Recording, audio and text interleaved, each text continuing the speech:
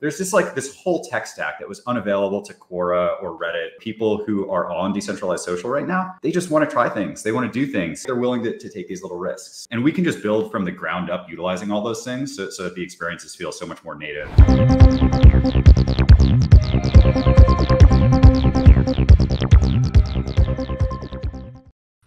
Oh yeah, what's up folks? Episode 49. We're coming up on the 1 year anniversary. Jess, I'm chipped. Bro, you're just blowing the I was gonna get into chipped. I was gonna ask you all sorts of questions because of how the energy and excitement. But ignore that. What's up, folks? If you're hanging out with us over on Twitter, live.cclub.xyz is where you can go and join the chat. Excited. We got a great show today, but Josh, you were in New York running around for the last couple of days. How was that? Yeah, it was great. I went to it's fun when go to New York. I just sit in Soho and have like 15 coffees, and everybody in crypto just seems to be there. So it's always a sick experience. But spent a bunch of time at the Monad events, pulled a great group of people together, had a bunch of sick projects presenting at their kind of like pitch competition. It was really cool. Yeah, Winnie from Chipped had a great event on Thursday night, Wednesday night. I got a nail. Apparently it's gonna stay for a couple of weeks, so we'll see how that goes. I just like feel like I can't use my hand. Like I'm incapable of using my phone. It's like I can't tie my shoes, and I just have one on, so I can't even imagine if I was fully decked out what that would be like. But yeah, it was great. It was great. Tons of great conversations, lots of excitement in the Monad community. I think Winnie from Chip made it to the finals today. So I'm hanging out in Whistler, BC today. I'm in a little, I guess, condo that's being renovated right now, so I'm worried I'm on hotel Wi-Fi here. So if that happens again, apologies. We'll go to the backup. Yeah, it sounds like Winnie was killing it as usual. I think she's through to the next round of the competition there, which we love. So shout out to Winnie and team. And I almost got chipped. I bought chipped. It came in, and before I could even open the package, it was stolen by my wife, and I have no idea where it is. But I'm pretty sure it links to her website now somewhere. So you're gonna have to send me one or bring me one when you come out this way. I will. I actually have. I have 3 boxes, and I'm coming tomorrow. So we're gonna see. Let's go. You're literally gonna be here tomorrow. I know. Cool. Well, we got a great show today. We have Colin joining us from Ponder. Ponder is a team in our last batch, and very excited to introduce y'all to them. Maybe you already know them already, but building some really interesting things and sort of this knowledge and there he is. He's going to do a much better job talking about this than I am. So yeah, let's just jump in. Hello, Colin. What's going on, guys? Josh, I appreciate your commitment to the ketamine game with that fingernail. The ketamine game. It looks like you just have that. That's why I put it on my thumb and not my pinky to make it very clear that this is it's connected. It's an aesthetic decision. A drug decision. Is that me? No, StreamYard is messing with us today, man, because that just repeated you aesthetic decision like 15 times. Like the beat on I didn't see it. Okay, at least I know it's not that on the recording so I can watch it. Yeah, it was good. There's a remix there. Maybe that piece note can do. I was gonna make a joke about there's vape to earn, and now you have connected nails. Maybe like your connected fridge, you can know if you're out of something. It's really not that funny, so maybe we'll move on. But yeah, Colin, welcome to the show. Why don't you give us just a brief intro and introduce Ponder to folks? Yeah, so I'm Colin, co-founder of Ponder. We've been building it for the past, frankly, for the past 2 years lightly, but formally for the past 8 months, I would say.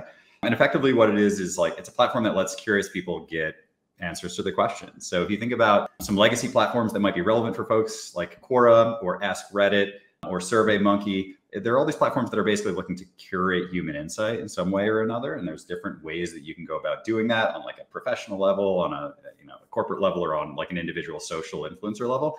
And so we're exploring different ways to bring that action of curating human insight to life. And we're doing it using the backbones and sort of the tech that's provided by decentralized social. So obviously we've got interesting things that we can do with gating on the front end that are based upon tokens. We can do reward delivery. We can do reputation. We can use permissionless open social graphs and things like that to provide results that are much more in-depth than a Twitter poll would be, right? So you can go hard and we're going to go much harder than we already have in terms of filtering results to polls and surveys and Q&A and all kinds of stuff like that. So as far as me, I used to do legacy tech shit. I was at Apple before and I was at Amex before that, but I've been a crypto diehard since 2013. So yeah, I think that's it. Nice, that's awesome. Yeah, I think you came through our last cohort, and I think the thing that really packaged the opportunity for me was when I think we were actually working on your pitch deck, and I think you opened it with just if you wanted to get the most up-to-date relevant knowledge on, let's say, venture capital, like where would you go? And I think that kind of hammered it home, because it's like Quora, every result's 10 years old, right? Twitter, everything, these like real-time feed-based platforms are just these like fire hoses of information. And I think there's just clearly an opportunity for something that kind of fits in between and is constantly like dynamic and updated, and I think your incentives can kind of play an important role there. But I think that really like framed it for me. So for sure. And there's the qualitative element, which is much more like Quora, and then there's the quantitative element too, but both of them are getting at that same goal. Like, what do people think about this thing right now? Right. And like, there's not a Wikipedia page on it. No one knows like what the best auth system is to use in Web3 consumer crypto right now. People don't know how they're feeling about the most recent Farcaster like improvement initiative. So all that stuff, like we want to pulse check right now because we're antsy and we're humans and we're just like, I need to know immediately. And so we're providing the tools that let people ask those questions and then get answers super effectively. And then we can start to have this immersion experience that comes within our web app after we start aggregating significant amounts of information. And we're kind of doing that. Like we already have 17,000 polls. And that's just from the past like 3 months, really, maybe less than 3 months even. And the numbers are picking up. They're ticking up recently, which is cool to see. Even as Farcaster is sort of like, crab walking along. So I think what's maybe interesting is to sort of go back to where you started and to sort of take us to where you are today, because I think there's a lot of things you did really smartly there by sort of focusing and sort of unlocking a specific behavior. And then that kind of, as I've seen you sort of progress, has chunked up into bigger and bigger opportunities. So if you take us right back to say maybe the beginning insight and help us understand how it's sort of evolved over time. Back in my day, so like way back in the old school Farcaster days, we were just asking survey questions. We had a little bot. There were no frames, there were no composer actions. There was nothing fun or cool. I mean, the people, but like there was not a lot going on. But we knew there were a lot of builders. And so there's this like really interesting tight-knit community on Farcaster of people that want to be helpful, that want to be responsive, that want to engage, which is fantastic if you're a builder in the space. So I get a lot of feedback. But we realized there were questions that needed to get answered. So we asked, the very first question was whether or not Jason Goldberg was building a client called Purple back in the day. And there was the Purple DAO, and there was a little bit of a tiff, like who should have the name on Farcaster. And so we asked this survey question of the entire community, and we're like, hey, who should actually have the name Purple? And everyone went with the DAO. At that point in time, Jason was like, okay, we'll rename our app. And then we started asking a few other questions like, hey, what kind of auth should I use in my consumer crypto app? And this is at a point where like Privy hadn't really gotten to where it's at right now. And like ThirdWeb hadn't either. So like no one really knew what the hell the right answer was. And so we started to see that like people were thirsty for these kinds of answers, because it's just like, it's this communal, like collective knowledge that's somewhere on the frontier that you really want to know about, but like, it's hard to get to. It's hard to figure out where to search for that. So we started delivering these questions via just a bot, and you'd have to like write A, B, comma, and then your comments afterwards. And it was just like awful. And then frames were introduced. Frames made it much easier for us to actually create polls. And then composer actions were introduced. And then it was like, oh shit, okay, now polls actually look native within the Farcaster app. We were lucky enough to sort of be asked to fill that role of, having a high quality polling capability within Farcaster. And then like cast actions came along, and then like all these other currencies came along, and like transactions in frames were a massive moment too. So like each one of these new things was kind of an unlock, and we said, oh shit, now we can do this. Like now we can actually reward people for answering polls and do it right in frame. And so like there's been this sort of increasing progression of cool stuff that we can do that's all sort of laddered up from that initial insight though, which was like, hey, how do we get to this frontier knowledge? Like, how do we just surface this frontier knowledge? How do we incentivize people to answer? How do we get people to ask good questions, right? And people are getting better and better over time, which is awesome. So there's a lot more on the forward-looking roadmap too, but that's where we came from. It was just like a silly little question with a bot. Can we maybe dive into, I guess, like why this opportunity is uniquely unlocked by, I guess, both decentralized social today, and then I know you have like a token vision as well. So tokens looking forward. Yeah, for sure. I mean, decentralized, there's just so many things that it's like, all right, where do I begin? Everyone has an address that's attached to their name, right? So like you can just automatically deliver rewards to like 85% of people or 90% of people. So great. You don't have to set up some like wallet infrastructure. That's like complete bullshit. And like you have to pay a bunch of money for, and you have to organize and all that stuff. It's like, that's just done, right? You also have people's social graphs. So you know who's following who. Like if I know who's following Jess, and I know that it's like 10,000 bots and like 500 normal people, like Jess is probably a bot, unfortunately. But like having that information, I'm not saying you are, Jess, I'm TBD, but I am robot. I'm not like, but you have that info, so we can start to do things like, we have an open rank score for everyone who's in our database, so we can decide whether or not they should be able to earn rewards or not earn rewards. And without permissionless social graphs, like shit, we can't like have that kind of information to understand whether or not they're someone that we should be engaging with. We also have the ability to transact in frames. So like now you can do things like add bounties, or you can let people just answer a frame, and on the back end, just deliver the reward to people totally seamlessly without them even needing to transact, because base costs so little money to do that now. There's also just like the community itself of people who are on decentralized social right now. They just want to try things. They want to do things. They have enough money to kind of fuck around and find out. Not that anything that we do is that expensive right now, but like they're willing to take these little risks. So there's just like this whole tech stack that was unavailable to Quora or Reddit or these other folks historically. And we can just build from the ground up utilizing all those things so that the experiences feel so much more native and like smooth and like fun, right? And enjoyable. As far as tokenizing in the future, so we have 17,000 polls right now. When we get to like 17 million polls, right? And we have this like incredibly wide and like broad swath of data, like one of the long-term plays and one of the like the main use cases for tokens is that you can distribute value back to your network, right? And like you distribute value back to the network so that you can grow the network even more rapidly and like, perpetuate this flywheel cycle. So when we get to the point where we have a ton of very well organized data, because again, we have people's like social graphs, right? So we know what their history looks like. We know if they're legitimate. We know all this information about the people asking questions and the respondents. So we have all of these questions, all of these answers, and all this contextual data about the people. Then we know a lot about their intents. And like that data itself could be useful to LLMs. The data itself will definitely be useful to advertisers, especially people that are like building up net new sort of like Web3 advertising systems.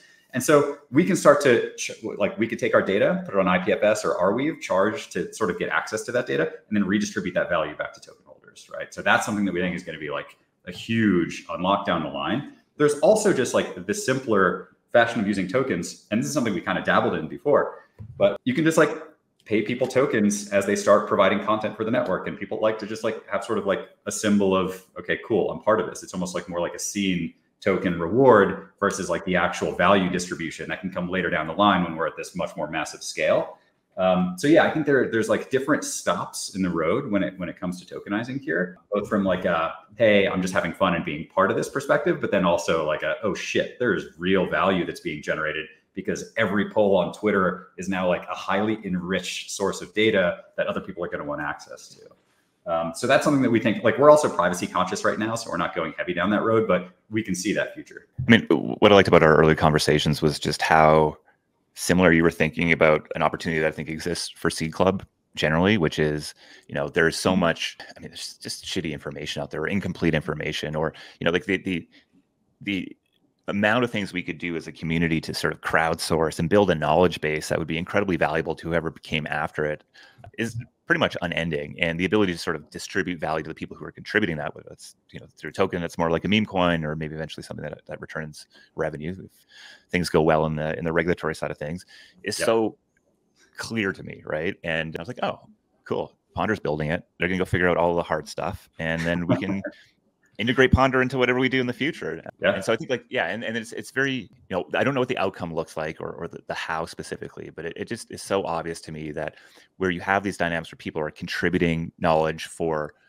social capital, that there's an opportunity to not only give social capital, but also rewards, and that you can create a new dynamic. And I think what is also interesting is just like what gets built on top of this. Like what happens if Quora or Reddit were actually truly open, and have these pathways for people to come and integrate and build on top of. And I think it gets really weird and interesting pretty quickly. It's no small feat to figure out how to figure out reputation and how to reward people properly. And as soon as you introduce rewards, like if you just drop rewards into Quora, you're probably gonna get some pretty weird outcomes that are maybe not useful for that community. And so there's no shortage of hard things to go do here, but I think that's actually a big benefit because it's not easy to do and you figure it out. It's Modi. It feels Modi. Modi, yeah.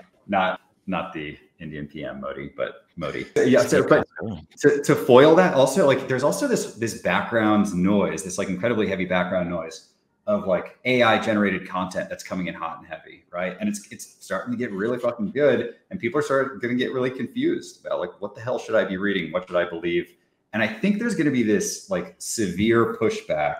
Like the better AI gets, like we'll see how this occurs. But I think there's going to be real significant pushback, and people who are saying, no, I just want to see stuff from real humans. Like I'm scared about how good AI is. And to be clear, AI is going to be great at a lot of things. but people really want to interact with other people, right? Like you go to Quora because you want to see the context of someone's history and their background as they answer the question, right? It's not just like Wikipedia where it's, yeah, here's just bland knowledge. It's more of like, okay, here's my answer plus like, here's my bio and why my answer might be interesting.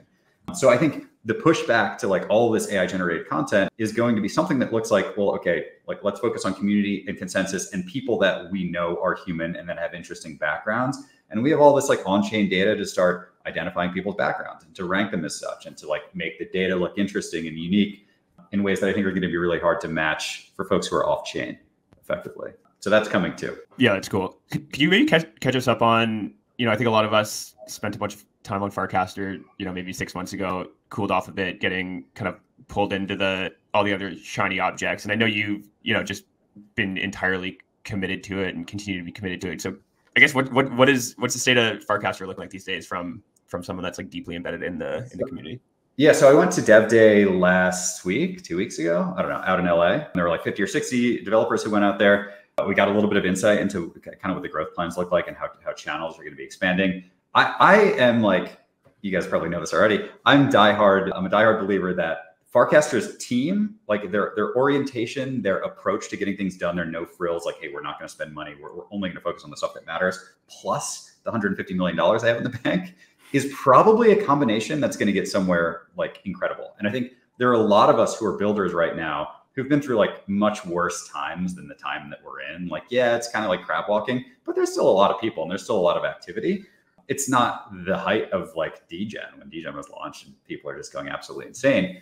But we expect there to like a lot of corners are being turned when it comes to the tech and when it comes to what the Farcaster team is delivering on, such that we all have like a very firm belief that there's going to be like an exponential moment, right, coming in the future. So like I'm okay with building in this sort of like crab walk that exists right now. That being said, like we're also building for other platforms a little bit, right? So like some of the frames are useful in both XMTP as well as Lens, right? And so we're actually looking at XMTP, the next thing that we have coming out, which is not quite announced yet, but maybe Monday next week, is something that we're going to turn into a bot for XMTP to use in Converse as well. And it's going to be a little bit more like betting oriented, I guess you could say. But like our frames will just be able to be, applied over there. So we're going to start this process of like poking out into other platforms as well. But we still we have a fundamental core belief that Farcaster, if you're going to make a moonshot bet right now, like, and you want to see like the probability of success versus like where that thing is currently, we think that it's a disproportionate probability of success relative to like the current size of the network right now, if that makes sense. But I think to your point too, there's so much to figure out on the reputation front, the incentive front, start making sense of all this decentralized data. Like it being quiet, but still having this like hardcore community who is a pretty ideal fit for what you're building is probably. We get so much feedback like every day, and which is a great sign for us. Like every day I'm getting 4 or 5 DMs from people. They're like, hey, this is amazing. Or like, hey, it'd be cool if you could do X, Y, or Z. And that's like, it's just so useful to be able to like polish, like not really polishing, but like build in the right direction, right? So that when we get to the point of our web app being something that's openly accessible across all kinds of different distribution platforms, we're like, shit's happening here. And oh, wow, it's actually like the experience that I would hope it would be, right? There's a lot more. The last thing you want to be doing is being the smallest fish in the big pond out there, right? And so I think that's what Farcaster has excelled at over the last, say, 8 months, is that there's people there that are self-referencing. There's a certain type of person. They're eager to try new things. And whether that's Farcaster or Lens or some other specific pocket of the market, the fact that the benefit is that you have small groups, self-referencing people who you can go in, be a big deal to, right? You can be the big fish in the small pond. Yeah, I continue to believe that, and I don't think we're doing enough, but I think like supporting the growth of these decentralized social networks, regardless of what they are, we should have many out in the market running, because the unlock that happens for builders in a world where we actually have a critical mass of people using these platforms is massive. Totally. And it basically would allow us to rewrite the last 20 years of history that were about reducing access to these platforms by developers, and instead a whole new one built on really prioritizing access. And I think the most disappointing thing for me over the last, say, 10 years was just seeing like the early energy in Web 2 and the internet, and felt like anybody could build an app and there was an audience out there. People were betting on new social networks all the time. Then we went into this thing where it's like, well, actually, you can't touch those categories because somebody's won them already. And not only that, the distribution pathways that actually allow these things to grow in dominance in the first place are no longer exist. You got to turn them off. So I think we as an entire industry should be like full on supportive of at the very least one of these networks, but probably many more. Yeah, fully agree. Like everything else is closed and ossified to an absurd degree right now. I mean, like I guess TikTok like broke in an interesting way, but it's hard to see any kind of novelty coming out of legacy social media these days. They all just seem to be copying each other. The one thing that I think the Farcaster team really does best, like of everything else, is they understand that there's a multiplicative power of like giving surface area to developers. So like instead of saying like, hey, everything is going to be sort of top down, we're going to figure out ways to give. Obviously, like it's limited in some ways because they don't want shit to just hit the fan, but they realize how important it is to like inspire devs, and the way to inspire devs is to like give them the freedom to kind of build interesting things. And to date, they've done an excellent job of that, right? And they haven't done too much like, oh, you're building something successful, we're just going to kind of absorb that and like build it ourselves. So I think they're taking the right approach, and I think that that's going to pay off in spades in the long run. So like, yeah, everyone that I know is still like is building on Farcaster under the assumption that like, yeah, of course you have to build during bear markets. Like, what are you kidding me? Like nothing's just going to go from like here straight up and then like, everything is well and good. So yeah, I feel good. I was looking at Lens and Farcaster data recently, and I thought it was actually going to be down more than it was. It's found a new, like these things, they grow and they get a spike, and that's not sustainable, and then they fall off, but they fall off to a higher level. That's the same as whether you're writing tweets or content, whatever. This sort of this adoption pattern that happens. I think if there's something real there, and so yeah, I think like the best is ahead of these networks. Really, like there's so many limitations on them, where they even came from. You have to pay to join, or you have to all this. Once we're getting close to a place where now people can join these things and it not feel like you're actually joining some weird crypto social network. And I think some of the changes to channels that Farcaster is rolling out makes me think there's even more opportunity down that path. For sure. That's one of the big things they're doing, by the way. So they're going to make it super simple to invite people into your community as opposed to just like into Warpcast. Because like if you go to the Warpcast homepage, it's just like sign in and it like looks terrible. There's not a lot of marketing. But what they're going to do is make it like basically super seamless, one-click kind of a thing to bring your friend into like your NBA league or like your NFL league or anything like that, and have it just feel like you're part of that community instead of like necessarily going through the Warpcast hurdles.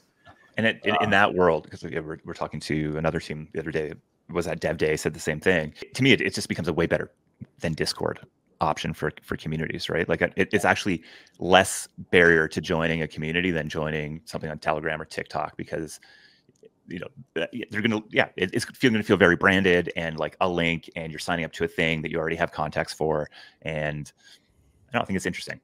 The last thing, they're also like they're actually like status games to play too, right? Whereas 100%, yeah. That reach beyond this like community that you're participating in, which is like how much do you really want to commit to a single Discord server when there isn't this like metagame you're playing. It's just very very kind of like siloed to that world.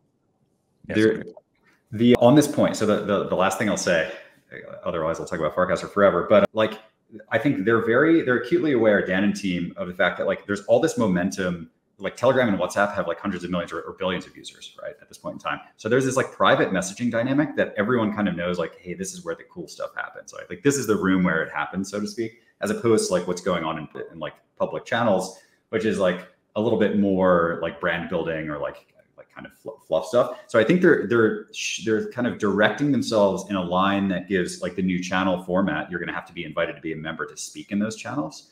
So they're kind of like playing around with like merging or blending the lines of like those private group dynamics as well as kind of like the social feed algo dynamic, and to see where that takes them. And like, I'm really curious to see how that plays out, but I'm also pumped about it because like our frames will work in the context of both like the public feeds as well as people's like private DMs. And you can start to do fun things in different contexts. So, I mean, channels as they have been has been a huge improvement over a Discord server for us specifically.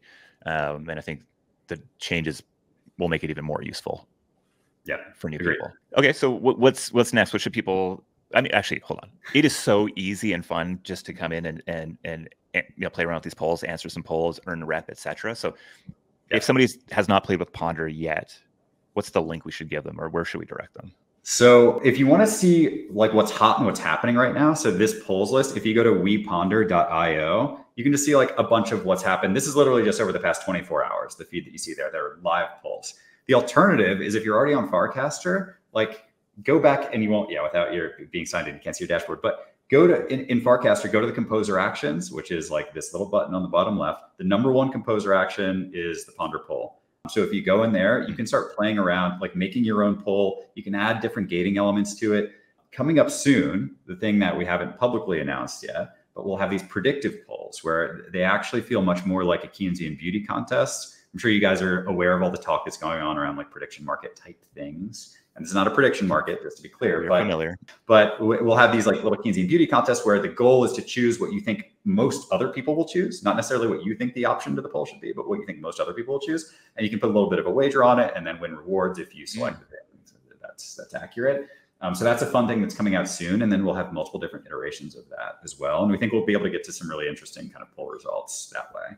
But yeah, weponder.io or going to the cast button and going to the composer actions and just start asking. We also have a Q&A function that lets you ask anonymous questions if you want to. So if there's something spicier that you want to ask, or you want product feedback and you don't want people to feel weird about telling you your product kind of sucks, you can create this anonymous feedback frame using the Q&A option as well.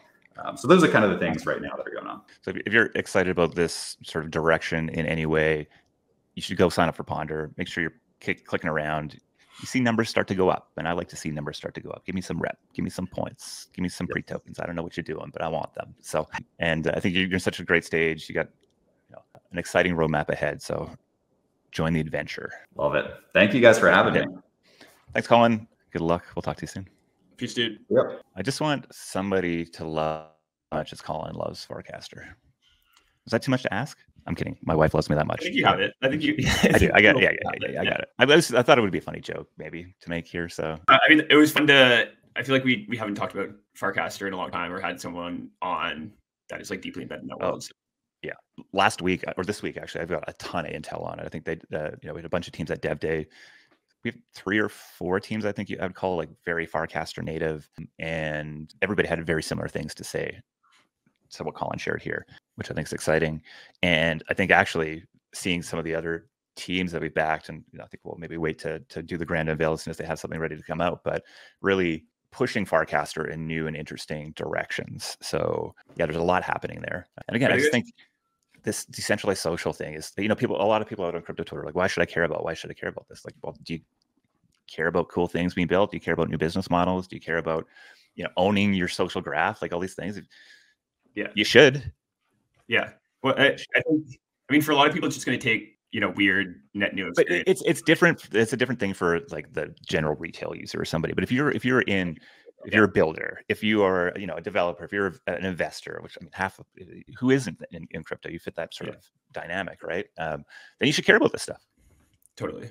And TikTok as an example is crazy too, right? Because that was like the only way you can compete with social networks is to have billions of dollars and maybe a state government behind you. I don't know. That's maybe not, and a unique, the algorithm was this sort of unique wedge that was actually a pretty disruptive idea that's kind of permeated all other networks. So, and that sort of stuff is actually coming to Farcaster too in an interesting way, which is kind of cool.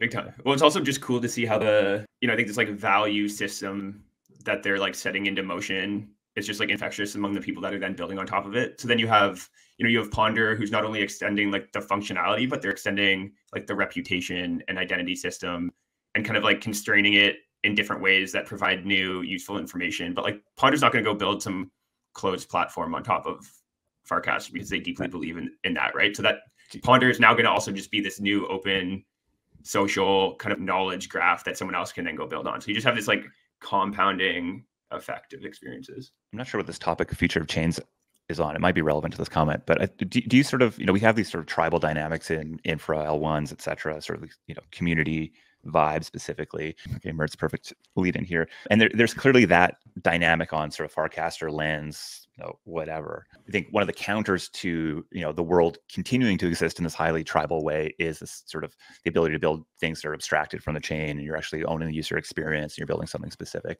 Do you think a similar dynamic is going to play out here in sort of the open social Web3 social landscape? Because as a developer, I can be like, okay, actually that social graph is valuable, that social graph is valuable. I bring those things together and it's useful. And maybe we're not publishing, or I can, I can direct to where we want to publish. I can cross post. I'm wondering how much, but what network you're building on is actually going to matter, and if this works in the future. Yeah, I think it's an interesting question, right? Because it's still in such a nascent state that I think today, if you were to have this truly breakout new Farcaster client or product on top of Farcaster, there's maybe an incentive to not write back to the core protocol and social graph, right? But I think the longer it goes, the more solidified it goes, the more developers that are building on it and leveraging it, I think people are just going to demand it. I think where crypto really starts winning is when things that aren't interoperable just start feeling really fucking janky and annoying. You're right. It's I just did this thing in Ponder, and then I went to this other thing that I think is built on Farcaster, and I can't see that reflected. That sucks. I'm going to stop using Ponder. Right. I guess my question is also more about I can see a lot of use cases where tapping into every single open social graph is going to be useful, right? And the way that value is built in Web2 social networks is aggregating demand. So you have users there, and there's sort of closed doors. Clearly, if you're building something that has an open social graph and it's open, okay, you need to have an ID, but beyond that, I think there's sort of that moat doesn't exist there, and nor is that, I think the way they're building and why they're sort of leaning into so many developers, et cetera, is the belief that if you just create a protocol that has a ton of economic value being created on top of it, it's valuable, whether it's a token or otherwise. But I also sort of see this dynamic where I don't want to be splitting my if there are people who care about us on Lens, there are people who care about us on Twitter, and there's people who care about us on Farcaster. In an ideal world, I'm pulling all that context and all three of those into an app that I'm able to deliver an experience on. And so I guess it's probably just a philosophical debate in crypto generally, is how long does tribalism matter? And I think obviously we believe it matters a lot and has a big impact. And then the wild card is, well, okay, well, what if somebody just builds something that has that level of connection impact that's not based specifically on the chain it's built on, but it's based on the type of guy or identity or outcome that's being built, and it's actually leveraging cross-chain opportunities. So I do think we're moving, and that's exactly what this talks about. I do think we're going to move to a world where there are hundreds of chains, and I think there are maybe not hundreds of social graphs, but hundreds of things that provide some social information that you're going to want to integrate with, right? Farcaster, Lens, even just seeing who I have my Ethereum address has interacted with is a form of a social graph. See who has collected things that I've minted on Zora is a very important piece of the social graph. So I think it's inevitable that we just have hundreds and hundreds of places with some social signal, and developers are just going to need to choose what's relevant for them and what to build in and integrate. Yeah, interesting. All right, let's move on. That's kind of how I got here. So last week we talked a bit about kind of just the growing number of legitimate chain options that founders have when choosing where to build. Each with distinct cultures, distribution into unique audiences, and varying levels of support offerings. But we kind of just talked and looked short term. It was okay, cool, Parachain's emerging, Monads emerging, these new things emerging that are providing are forcing these decisions in the short term. But I think when I saw Mert tweet this, which was just very contrary to the experience that I have every week, where new founders who are pre-launch or pre-product are deciding where to build and are very much considering Solana alongside Monad, Movement, Parachain, all these emerging places they're trying to decide where. So I think that just kind of sent me down this path of exactly what you're just talking about, thinking long term, what does this look like? And I think there are two possible paths. One is we end up in this world where chains are completely abstracted, and I think in that world we still end up with tons of chains because the tech is open source and token incentives are never going to go away. So anywhere where it's going to make the most economic sense for a builder and the most technical for a builder, they're going to go to. That's one possible world. And then there's also another possible world where chains continue being these deep sources of culture and are doing a lot of work to get distribution to unique audiences. And I think even in that world we end up with tons of chains, because there's always going to be new tech narratives. There's endless niches to serve. You're going to, be able to niche down. And again, with, token incentives are just going to give people things to rally around. So, and I think in that world, in the first world, and obviously it's going to probably end up somewhere in the middle, but in the first world, it's like I launch on whatever chain I can make the most money on, and everything's abstracted. So who cares? I'm good. And I think in the second world, it's like founders are probably going to incubate products in the place that makes the most sense, but inevitably will just want to deploy anywhere that has any attention and distribution into an audience that's relevant for what they're building. So I think I guess the undertone to all of this is just being a maxi just seems insane, because we're moving to this world. Bro, I muted Brian. I muted Brian today. I can't. Okay, rock and roll, man, but I just can't. And because I think it's actually very harmful to builders to get locked. I mean, here's my thing. This is a rant, whatever. L1 founders, somebody like Mert, who is building dev tools for Solana. These people are so incentivized to convince you that where they're building is the best and everything else is shit. They have bags and they cannot be trusted, frankly. And that goes for any founder, L1, right? And so we need to not get pulled into that game. That is not a game for us, it's a game for them. And Solana might be the right place, Base might be the right place, whatever, those might be the right places. Those are the conversations that we as builders should be having and decisions we should be making about. And what I'm seeing is, I saw it with ETH maxis in the last cycle, get locked into a worldview and you miss out on Solana, which is a huge issue. New interesting things are being built there, right? And so being so sheltered from that is not helpful. And it is very, very, very much a problem in Solana today. I live in Solana, and the people who are building there have such a limited, this is obviously generalized, so whatever, but a limited idea of what's happening in the EVM world or in this sort of emerging networks world. And that's going to cost them, because this is just technologies continue to advance. If we think where we're at is max, what we're going to get here is just crazy. Yeah, I was talking to a founder this week who's kind of exploring building, a launch pad for all these emerging ecosystems, let's say. And I think he brought up a good point of just like how short-term a memory like everyone seems to have in crypto. It's like if you remember a year and a half ago, like Solana was left for dead, right? So I think the idea to feel like it has won, and there's tons of great stuff getting built there. I love Solana, but to feel like it has won and it's going to look the same that it does today in a year or 3 years is just an insane beast. So I think you just gotta, you just have to stay open-minded. Actually, I was also talking to Flex from Gross House, and he was kind of reminded me of, I don't know, let's say 10, 15 years ago, all these like heated debates developers would have about like what was the right database to use. And it's like MySQL or Postgres or like, and people were so passionate about it, right? Like there was a right answer, or they felt that there was a right answer, and anyone that wasn't building on the database that they cared about was an idiot. And he was like, today, like most developers, like it's been so abstracted that most developers don't even know like what their database is running on. And, I don't know if it goes to that extreme here, but I think it's inevitable we get increasing. I mean, tokens change that entire dynamic, right? I know you had a great tweet a while back, which is like, look how the impact tokens have on how much people care about infrastructure is crazy if you think about it. It hasn't existed before. And so I think that is the wild card. And it's why you have such passionate supporters of the chains, because they're so, their identity, their bags, their future, everything is sort of tied with it. And it, I think that's core to our thesis as well. That dynamic, these sort of cults are ultimately what creates value for tokens, is because people see it as more than just, a speculative thing. It becomes part of your identity. It becomes part of, you're investing in the future because you're building on it, et cetera. And so I think that either means that dynamic lasts a lot longer than you think, or it maybe just persists. But I do think that dynamic right now is being played on this sort of like meta level of like infrastructure. And if it works there, okay, what are we getting? It's getting done on L2s now, so maybe one level down or up, whichever direction you want to go.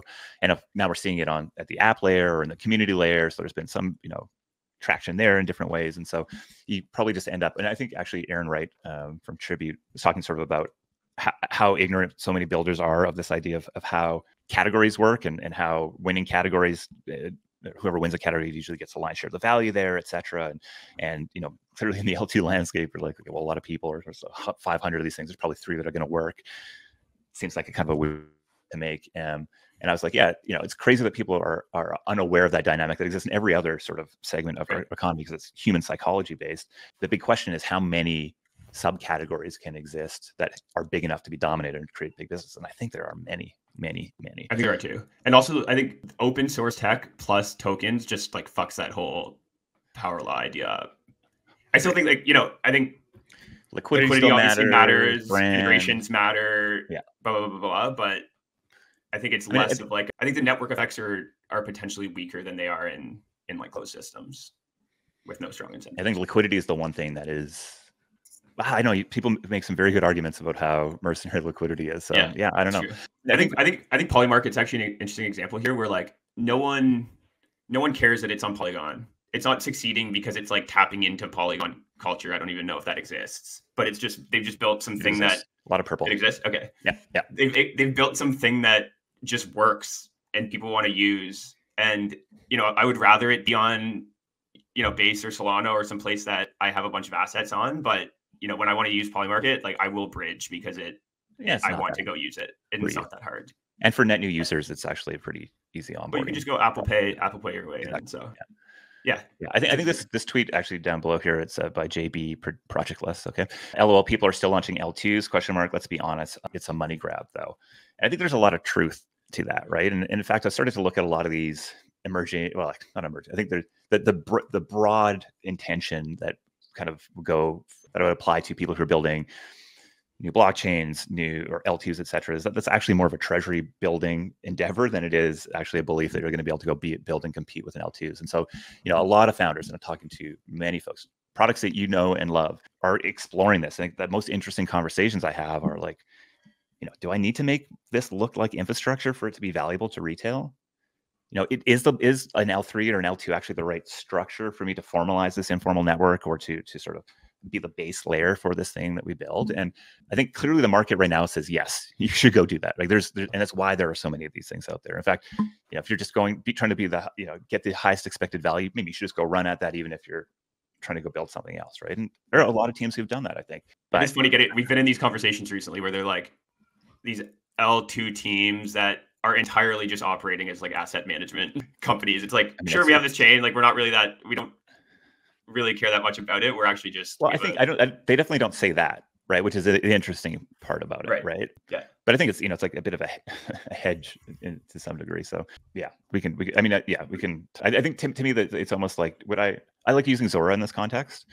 And I don't know, I got to hit Jacob up around this, but I wonder, like, what is the most valuable part of Zora? Is it the L2 or is it the protocol and the smart contracts that are generating fees, sharing fee splits, generating revenue? Yeah. No, their L2 makes money too. So like maybe they're in somewhat rarefied area. Way less. It's not. Way less.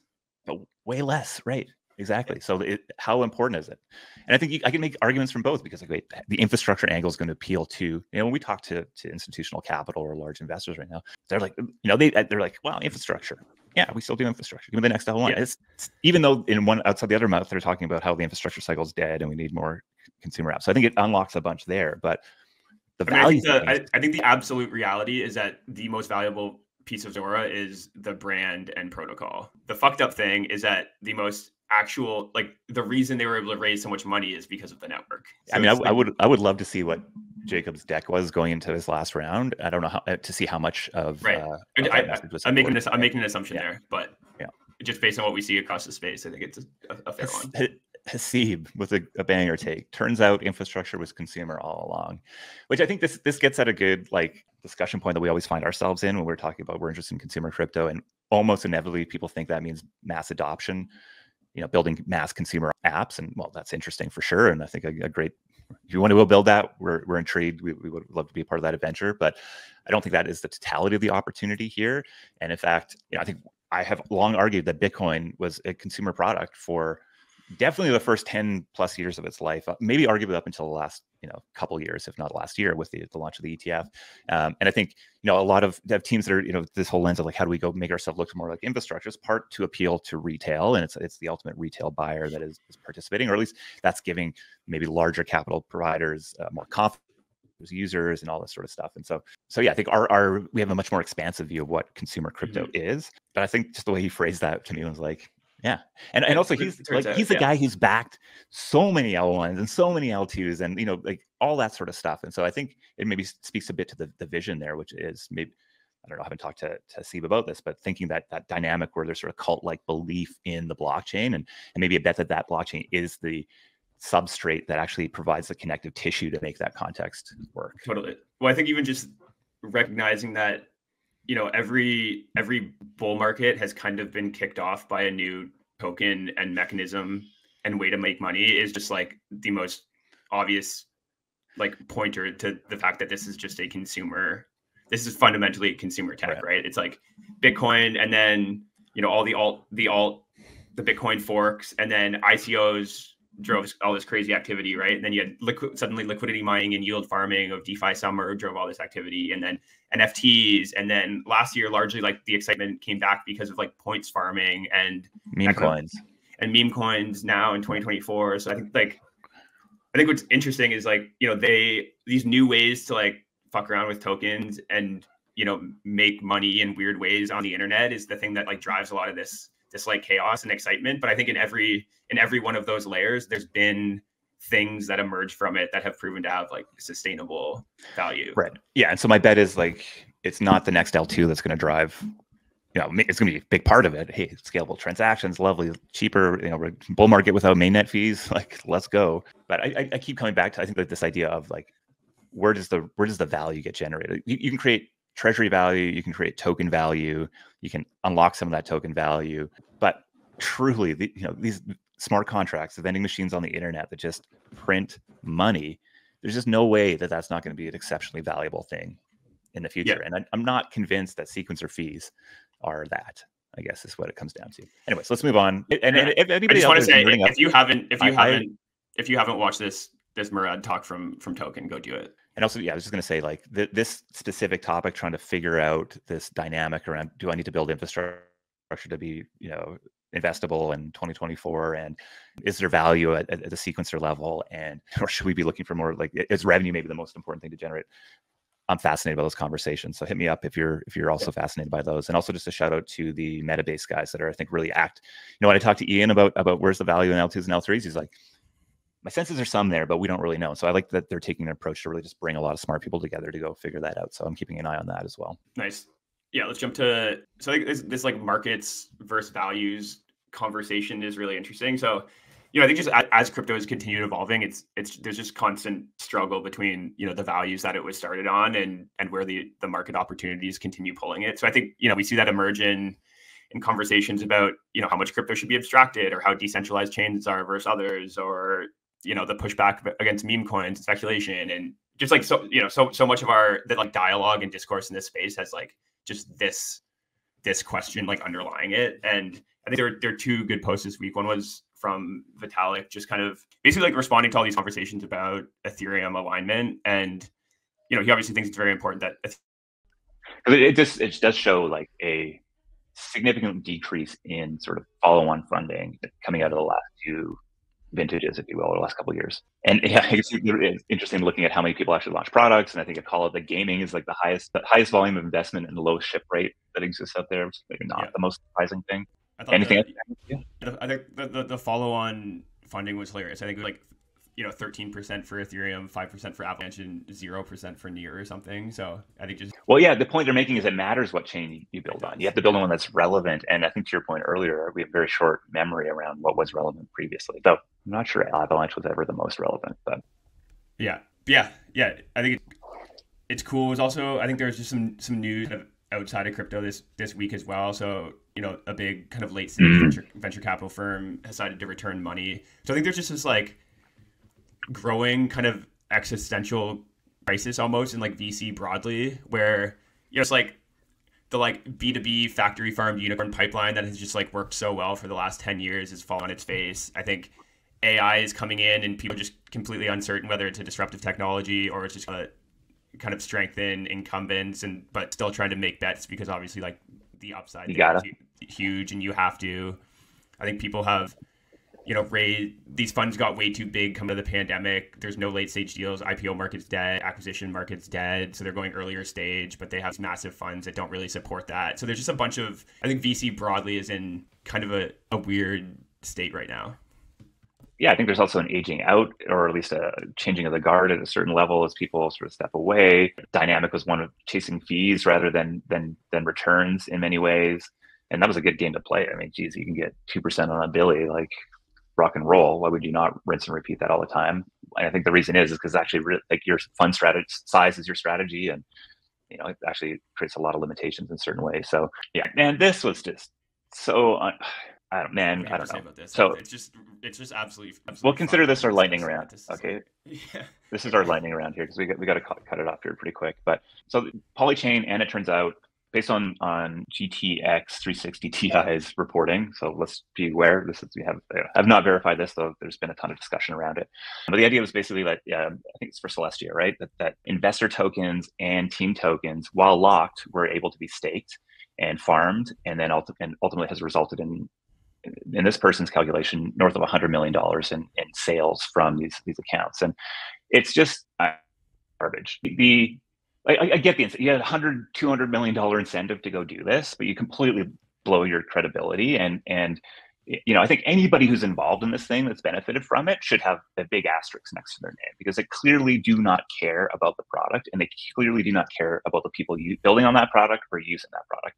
What they care about is returns, period. So Polychain and the whole host of the team, and it goes right back to the founder of this to actually allow it to happen, need to give their head a shake.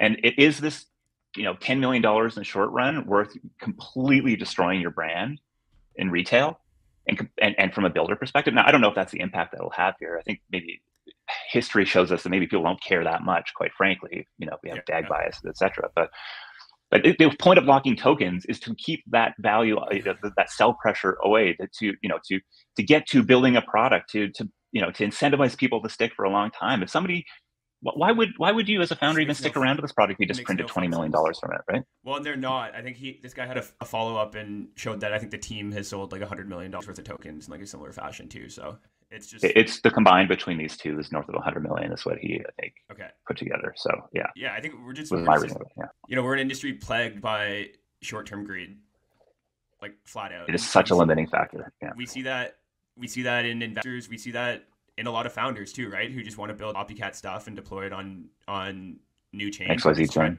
Yeah. There's no vision for what crypto unlocks. There's no desire to go do your life's work and build something really meaningful for 10 years. That is the reason for a lot of Web2 success. And we gotta, obviously those people are still here, but just the level of distraction that this shit causes is just insane. Well, I mean, you're giving up on you're giving up on millions of dollars to be principled here, which it's a tough guy. I mean, haven't had this scale of incentive on the side offered to me yet around it, but I think I am just so convinced that if you believe in crypto, which we clearly do, that the way you're going to capture and create the most value is compounding over time. Now, that gets challenged quite regularly, though, when you're like, well, what if we launch an L2? We could go raise $100 million off of it. Why wouldn't we not go do that?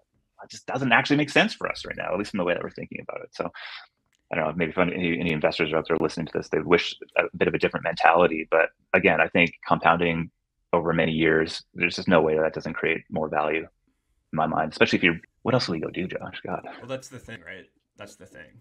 Here for it is not money that has me here. I would like to make a lot of money. Let's have that as a scorecard. Cool. We're going to create a ton of money. That is not. And I think that why I feel angry about this and why is because my lived experience on a regular basis doesn't deal with any of this bullshit. Yeah. The people that we get to work with are not. I mean, yeah. But it's also a reason our batch sizes are so small and we're so selective with who we work with, because the average person here isn't here because they believe in something deep and bigger and want to go usher some new future into existence. They just see an opportunity here to make money. So, and it is so obvious. It is so obvious in most of the cases. All right, man. I need to hop off here. Sorry to folks for the technical glitches and also the audio here for the last little bit, but at least you got to see a little struggle fest from Josh and I. We're not perfect. Our online personas maybe say that we're perfect all the time, no big deal, whatever. But if you're in New York, if you're part of the Monad Madness, go. I mean, obviously you should vote for Chip. It's just actually there's some great. I think Six had a great tweet the other day. It was like the C Club really cooked with it, make something people want to be a part of. Saying, I was like, yeah, obviously Josh and I thought of that. Josh thought of it apparently, but whatever. I always think about that. Both thought about it separately on different occasions without knowing, apparently. Which is great. Apparently you didn't know that I said it first, but so we'll believe that. Yeah, that's my story. I'm going to stick to it. So I came up with the idea in the bathtub once. It was great. But no, I think that what the hell's the point I was going to make about that? Make something people want to be a part of. Oh, I was talking about with Chipped and Winnie. I think actually I was thinking about this quite a bit. The core reason I think I would say make something people want to be a part of is like a core driving thesis for C Club, both in how we build and what we're interested in backing. And I think it's easy to undervalue that idea that, community and connection and identity and brand is actually valuable. In our portfolio, clearly we don't believe that. And I think we're seeing a ton of success in that way. But when I look at what Winnie's doing with Chip, it's like she's building something people want to be a part of. Josh wanted to be a part of that, even though he's getting called out Academy Night. That's how Chip makes you feel right there. Yeah, exactly. So I'm very excited about that. Is there anything else we need to flag here? I mean, obviously, if you're not following Josh's newsletter yet, you're missing out. I think I manually added 5 new people on your newsletter just through investor conversations last week. Thank you. We're growing, baby. All right, let's leave it there. We'll be back next Friday, 10 a.m. Pacific, 1 p.m. Eastern. Josh, safe travels out west here, my friend. It is wet and cool. So you're going to get the full West Coast experience. Yeah, exactly. All right, folks, thanks for hanging out with us today. Remember, you can get the replay of this on all your favorite podcast players. So if you want to listen to this on the go afterwards, on iTunes and on Spotify, and you can have us in your brains. Maybe this is not the one to listen to. I feel like the tech thing might annoy somebody, but we got people. People might fix it. We'll see. I think there was like 5 minutes of that. Okay, whatever. I just have a question. Yeah. All right, folks. Josh, safe travels. We'll talk to you soon. Internet Explorer.